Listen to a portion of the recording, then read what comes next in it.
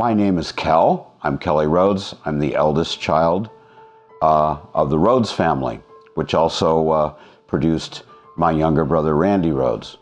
We're talking today a little bit about my family history, about my music, about my brother's music. I actually compose music that's principally for the pianoforte. I create abstract classical music. I use primarily pianos, but I also incorporate other components, voices, horns, cellos, violins, car accidents, different background noises, and all kinds of other things that go into the mix to make my music. The Conservatory of Music that my mother started in 1948 is still in existence, and we still continue to teach students. That is located in the Valley Village section of North Hollywood in California. School was started in 1948. My mother was 28 years old when she started the school. She's retired from public life. I run the school now, our 65th year of continual operation. Randy started playing guitar when he was about 6, and that would have made me about 11 and a half.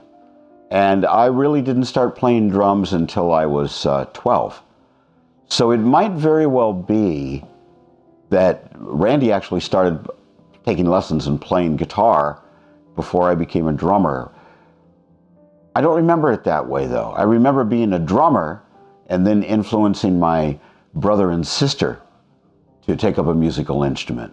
Well, in our family, it was really not a question of whether you're going to do that or not. It was just a question of when. It's possible that he actually started playing before I did, but I dare say that I was a pretty big influence for him. Being 4.5 years older than him, you can imagine that the older brother's tastes would have rubbed off a little bit.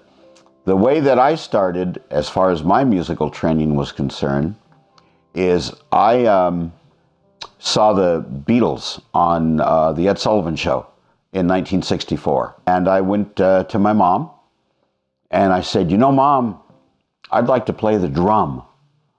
And she said, you want to play one drum? And I said, "Yeah, I want to play the bass drum." And she said, "Well, you have to play more than the bass drum. You have to play the drum set." And I said, "Oh, okay." So I learned how to play drums. My sister was playing acoustic guitar. My brother was playing acoustic guitar. What happened was my sister didn't stick with it. She didn't really pursue a musical career like my brother and I did. He stayed with the acoustic guitar for a while until eventually he came to my mom and said, "You know, Mom, I'd like to play the lead guitar. I'd like to learn how to play lead guitar." So she set him up with a fine guitar teacher that we had, and every Friday for 9 months he took a lesson. Now at the end of 9 months, his name was Scott. Scott went to my mom and said, "You know, Mrs. Rhoads, I really can't teach your son anymore." And my mom says, "Well, why would that be, Scott?" And Scott says, "Well, I'm going to be honest with you." He goes, "I've taught him everything I know weeks ago, because I've been working with him now, and actually he's been teaching me. I don't understand it anymore. I don't understand what he's showing me. I can't do what he's doing." So those 9 months of taking a guitar lesson was the only formal training he had for electric guitar. Now, some people are probably thinking, well, wait a minute. I heard stories that he would go and pay professors to teach him guitar. That's true at the end of his life, but that was something that happened in conjunction with classical guitar, not electric guitar. Those 9 months of electrical guitar lessons was his entire education outside of what he taught himself. Everything else he learned by listening, by watching, and by imitating. And then, eventually, his own style emerged. In 1972, I was starting to get to the point where I was making my transition from drums to being a singer. You know, it's kind of like a criminal. Strike one was drums. Strike two was vocals. Strike three, that's piano. That's my last chance.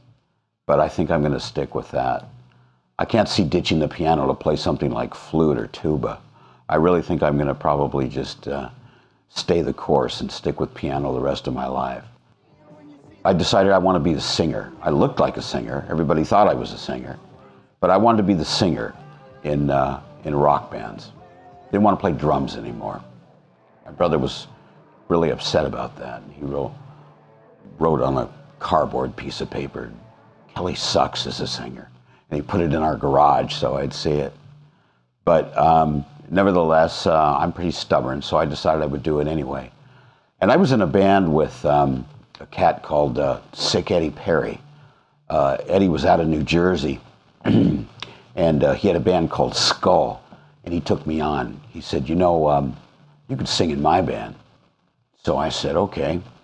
So he takes me home from rehearsal one day, and we're parked in front of my mother's house, where we all grew up and where she still lives. And he said, hey man, he goes, you hear that? And I go, what? And he goes, you hear that? He goes, this guy's gonna be one of the greatest guitar players that ever lived. And I said, what? You mean my brother? I go, that's my little brother in there. Well, I was a little bit shocked. I said, do you really mean that? This is way even before Quiet Riot days. So he said, yeah. He said, there's no doubt. This guy's going to be a monster. This guy's going to spawn a legion of guitar players that look up and emulate him. And I said, are you being straight with me? Does he owe you money or something? He goes, no. He goes, you'll see. And he was right. Randy was influenced by Alice Cooper, UFO, Widowmaker, bands that had some punch, you know, early Scorps. He went away and he worked with Ozzy. When he came back for a break, he did, and he had I don't know what you would call it. It's not a record that's out yet. It's like the record, but it doesn't have any artwork. It doesn't have anything. I guess you would call it rough mixes, but they really were more advanced than just rough mixes. So we put that Blizzard of Oz record on, and everybody in the family was like, holy fuck. Somebody let the genie out. The year before he passed, not the Christmas right before he passed, but the Christmas before that, Ozzy comes over to the house and party's going on. No Ozzy. So I says to Randy, where's Ozzy? What's he doing? And he said, I think he's in my room. So I went in his room and he had a bottle of cognac. And he was, there was a bed and he was with his back against the bed and he was listening to Blizzard of Oz over and over and over again, and he was crying. And I said, Ozzy, I go, you know, what do you need? You know, join the party, you know? And he just looked up to me and he said, I can't fucking believe I'm in this band. And he was listening to the record from start to finish. Then he'd start it again. Then he'd start it again. I would say that I really noticed Randy's talent when I heard what he did with Ozzy. I would say that that's when I first noticed his great talent as a guitar player. Randy played the guitar all the time. There was 3 times in his life that he didn't play guitar: when he ate a sandwich, when he took a shower, and when he masturbated. Other than that, he played guitar all the time. It wasn't practice for Randy. The guitar was an extension of him. I can remember my sister and my brother and I watching TV, and my sister going, please shut up. Don't play the guitar for a while or go in the other room. We're watching TV. It was almost an extension of him. Randy just really played all the time. If he heard something, he played it. We were rehearsing in a facility in Burbank on Front Street. It's called Visions. Visions Rehearsal Studio. My band was there. I had a drinking problem. Actually, my drinking problem was that I could never get enough to drink. And I was, I thought I was recording my own band. Took a little break, went out, sat on the sidewalk, and I had my little recorder with me that I always used to take to rehearsal.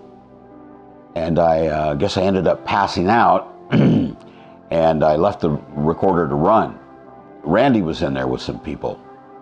I don't want to really explain who the people he was there with, but nevertheless it was him. And I actually captured him on tape doing a wicked, wicked blues. Just an amazing blues solo. Which is proof for the people that think that when he made the transition from Quiet Riot to Ozzy, that he got so much better. And he did. But the fact is, he always had it. He was always endowed with the talent that always shone through when he played. His tone, too, was always the same, regardless of what he played through. Next morning, I listened to the tape, and I find out that it's not my band. It's my brother. So I kept it. And I decided one day I would use it, but I didn't know how I would use it. A couple of years down the line, I become a composer, and I start writing classical music, abstract classical music.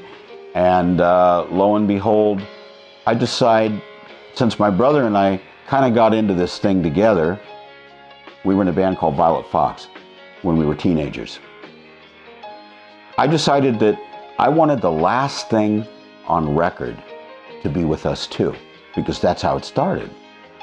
So I built a piece of music around him, and it's the 5th piece of music. It's called the radio sequence on my 2nd release, which is called Portraits of Oblivion. 5th track, radio sequence. And the blues solo that you hear, Randy.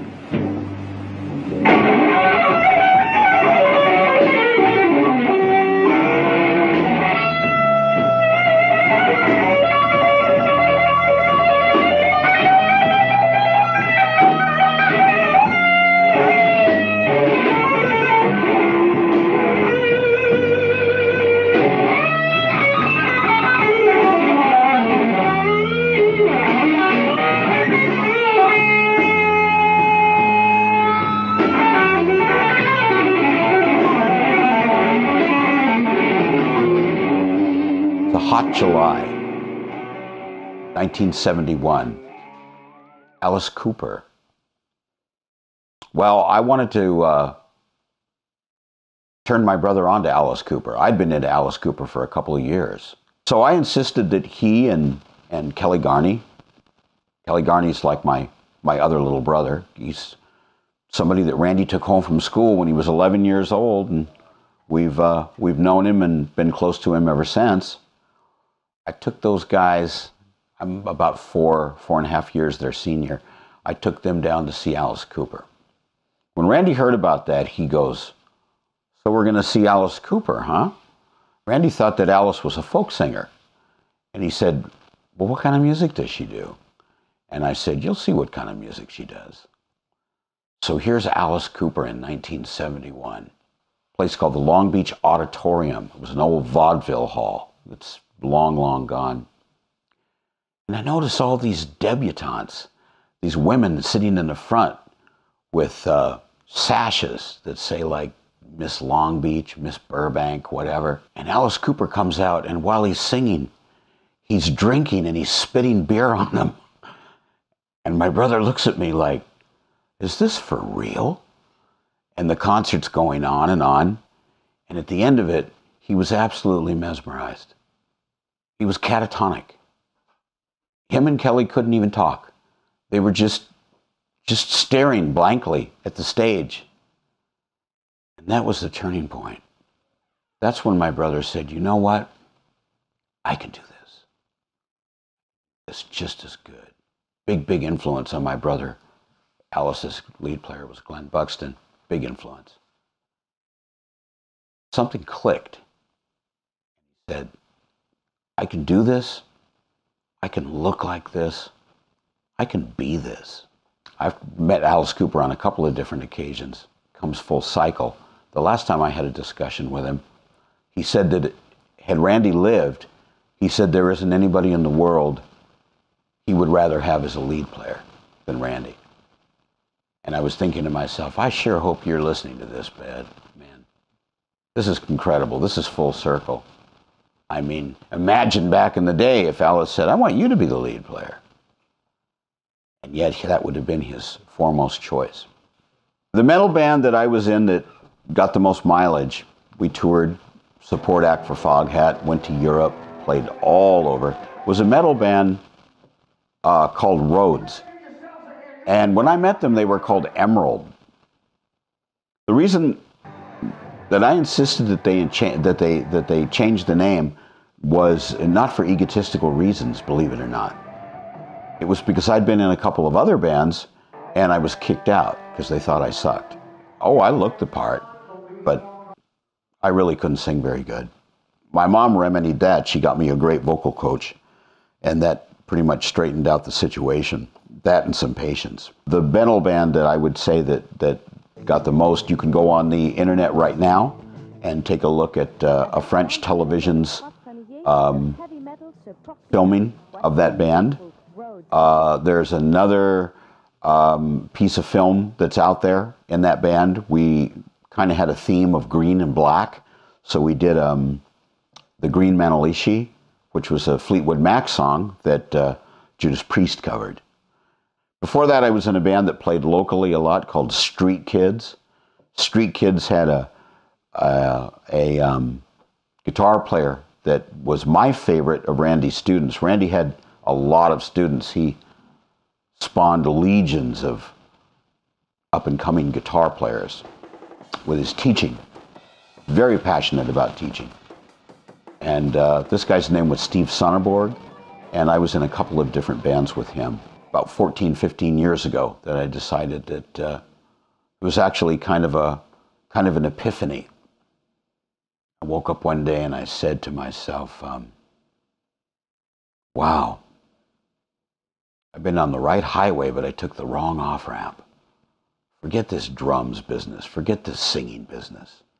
I want to compose classical music. I want to compose classical music like nobody else does. I want it to be mine and mine alone, and I want it to be principally focused on the pianoforte. That brings us up to date. That's what I do now. I have 3 records that sell all over the world. Hence, I'm here in Newfoundland. The first was released in 2005. It's a piece that's a 3-part or 3-movement piano composition that concerns the making, the voyage, and the demise of the Titanic. Second CD came out in 2007. Subsequently, it's my favorite, and that's called Portraits of Oblivion. My third release came out in March 2011, and it's called Pride and Profanity. The next release is scheduled for a May 2014 release, and it is called Magnificent Obsession. Well, some of the bands that meant the most to us were the bands that were, like, for example, some of the British bands that came a little bit later on. Of course, everybody likes the Beatles, blah, blah, blah. Randy liked Elvis a real lot. I would have to say that some of the biggest influences were Mott the Hoople, David Bowie. We were kind of into bands with a hard edge, too. Widowmaker. My friend Bob Daisley was in that band a little bit later on in life. Him and Randy would cross paths, and Ozzy. There was also UFO. Scorpions. I like real early Scorpions. A huge influence on my life is the Rolling Stones, but particularly between the period of 1969 and 1972. I would say that the bands that we kind of gravitated towards were the ones that kind of visually and musically had kind of a hard edge and kind of like were a little bit off center. They wouldn't have been, you know, your typical like Journey and Kansas and stuff like that. I like those bands, but those weren't the bands that we would listen to over and over and over and over again. Certainly Aerosmith. The thing is, people ask me a lot of times who my influences are. They think I'm going to say some of the great composers. I like to listen to them, but I'm not influenced by them. I'm influenced by going to galleries and looking at art. What I interpret in my work is I interpret what art sounds like. My music is a conversion from an artistic piece, like a painting or a sculpture, or even a beautiful pastoral scene. But some of the early influences with Randy and I were very, very, very close. So we got along for about 5 minutes in a band we started called Violet Fox. And that band was very, very, very hard-edged. I mean, we did Alice Cooper, and we did some stuff that was like pretty. It definitely wasn't pop music. Let's just say that. And we would put these little shows on in the conservatory that my mom started, and invite 50, 60, maybe 70 kids down, and that was the start of it for us.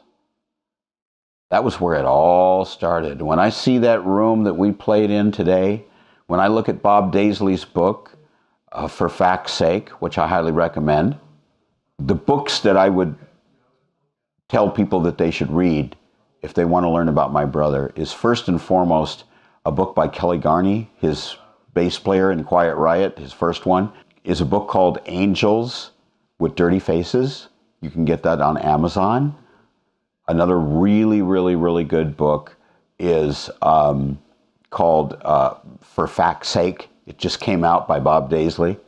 And in that book, there's a picture of Randy and I from Violet Fox giving a concert in the big room at the school. Looking in that book, Bob Daisley's book, seeing my picture in there and thinking about that, going back all those years, it's an amazing journey. It's so surreal and so unlikely that this would happen to somebody. You've got any moment in time where there are literally millions of guitar players. And here's this skinny little kid from Burbank that not only becomes a great guitar player, he becomes an icon. Steve Vai says that Randy raised the bar and then painted it. He's somebody who did something that, besides Hendrix and maybe Jimmy Page, just doesn't get done. It's so rare and so special to be able to get to this exalted, iconic level. And yet, that's my little brother who I wanted to beat the shit out of. I can honestly say that I've met all the shittiest people in my life through the music business. It is the largest cauldron of snakes you'll ever find. We were raised in a Christian background, and I can tell you my brother and I as well have been absolutely appalled on a constant basis of the depravity associated with the music business. But what if it gets in your blood? What if a couple of kids start jamming and it becomes more than an obsession? It's something that they not only love to do, it's something they have to do. Well, that means you got bit by the bug. So there's a couple of things. Listen to your old Uncle Kelle. There's a couple of things that you need to know. First of all, I know a lot of you aren't going to want to hear this, but you need to have an alternate profession. Because even the musicians that are in really big top bands don't work all the time. There's downtime. There's time between recording albums. There's time between tours. You're busy, you're working 24 hours a day, and then maybe a month or two, 3, whatever, you don't work at all. So find something else you sort of like. I know, it's music or bust. Nah, this is what I'm going to do. This is do or die. I can dig it. I've been there. I tried to get out. Listen, I'm guilty. I was a milkman once. I even drove milk trucks and juice trucks. And I'm going to tell you, when you got the bug, it doesn't work. You'll get back into it somehow. There's no friends in the music business. I know you're jamming with little Johnny down the street. You guys are going to make it big together and stuff like that. Well, wait till he fucks your girlfriend. It won't happen. There's no friends in the music business. It's very, very important, if you're going to stay in the music business, to reinvent yourself periodically and follow your own script. If I was still trying to sing Alice Cooper songs, being an old fat man like I am now, I would be ridiculous. It would be like women that go to a bar that dress the way they did when they were 14, but they're 55. Nothing could be sillier. If you're going to stay in the music business, you need to reinvent yourself. Do different things. Branch out. Try different kinds of music. I went from being a singer to a drummer to a classical piano player. But that way you stay on float. Because if you don't, you're like in a boat that's got a small hole in it. And eventually it gets bigger. And then you have to bail more water. And pretty soon you get so ridiculous you just die and you fuck off, and then that's the end of the story. But if you keep reinventing yourself, you skip around. You walk over the river, but you walk on the rocks. And it's good. You can get there that way. So, a little bit of a metaphor here, but what you want to do is you want to stay true to yourself. And then you don't want to be one way to someone and another way to someone else. You want to stick to your script. You want to be the person that you imagine yourself being. And you want to stay true to that person. And people will respect you. They really will, if you stay true to who you are. That's about all this old man has to say for right now. So I'm going to sign off, and I'm going to say good luck to all. And, you know, if you got to play with your whole heart. And don't let anybody tell you not to.